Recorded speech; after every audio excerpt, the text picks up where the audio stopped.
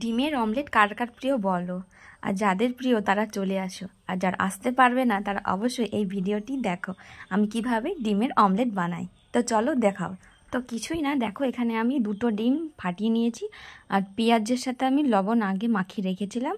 তারপর এটাকে এবার ফেটিয়ে নেব। কড়াই গরম করতে দিয়ে দিয়েছি গ্যাস জ্বালিয়ে, আর একে দিয়ে কড়াই গরম হতে হতে আমি ডিমটাকে ফেটিয়ে নেব। তো দেখো ডিমটাকে আমি ভালোভাবে ঘুরছি। আর তোমাদের কার এরকম ডিম ফেটাতে ভালো লাগে অবশ্যই কিন্তু কমেন্টে জানাবে। আর হ্যাঁ, ডিমের অমলেট বানানোর জন্য কিন্তু কড়াই গরম হওয়াটা বিশাল জরুরি। তো দেখো কড়াই এখানে গরম হয়ে গেছে। এরপর আমি এখানে দিয়ে দেবো সাদা তেল। সাদা তেলটা ভালোভাবে চারিদিকে দিয়ে নাড়াচাড়া করে নেব, যাতে ভালোভাবে ডিমটাকে আমি ছড়াতে পারি পুরো কড়াই জুড়ে। তো দেখো আরও একবার আমি ডিমটাকে ফেটিয়ে নিচ্ছি। ফেটিয়ে নেওয়ার পরে এবার আমি কড়াইতে দিয়ে দেব। ও না, ডিমটাকে দেওয়ার আগে আমি আরও একবার তেলটাকে চারিদিকে ঘুরিয়ে নিচ্ছি, তারপর দেব।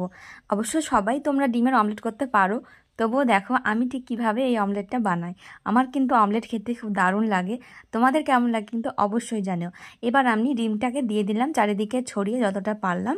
সেই সময় আমি কিন্তু গ্যাসের ফ্লেমটা মিডিয়াম করেছিলাম, না হলে তলাটা পুড়ে যাবে, তখন অমলেটই পেঁচাতে পারবো না, যেটা আমার পরে একটু সমস্যা হয়েছিল। তবুও আমি কিন্তু অমলেটটা সুন্দরভাবে বানাতে পেরেছিলাম। এবার ডিমটাকে চারিদিকে ঘুরে ছড়িয়ে দেব কড়াইয়ের পুরো ভিতরে, যাতে ডিমটা বড় হয় আর অমলেটটাও সুন্দর হয়। তো দেখো কতটা সুন্দর হয়েছে।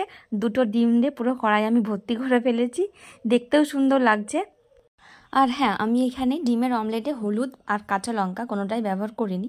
কাঁচা লঙ্কা খেতে ভালো লাগে না, আর হলুদটা দলা পাকিয়ে যায়, ভালোভাবে মিশে না, ওই জন্য আমি দিইনি। তোমরা চাইলে দিতে পারো। এমনি যে অরিজিনাল কালারটা হয় আমার ওটাই বেশ ভালো লাগে। তো দেখো ডিমটা কিছুক্ষণ রেখে আমি একে একে উল্টে নিচ্ছি। ওই আমার একটু তেলটা বেশি গরম হয়েছিল বলে একটুখানি ওটাতে সমস্যা হচ্ছিলো, একটু ভেঙে ভেঙে যাচ্ছিলো। তবে তাও আমি ঠিকঠাকভাবে করতে পেরেছি। তো এটা দেখো আমার ডিমের অমলেটের ফাইনাল লুক কেমন হয়েছে অবশ্যই বলবে। একটু উল্টে পাল্টে আরও ভালো করে ভেজে নিচ্ছি। এবার আমি এটাকে 2টো ভাগ করে নেব, তাহলে আরও একটু সুন্দর লাগবে খেতে। তো দেখো কতটা মোটা কতটা ঘন হয়েছে, ওফ দেখি তো সেই লাগছে। আমার এই অমলেট রেসিপিটা তোমাদের কেমন লাগলো অবশ্যই জানাবে।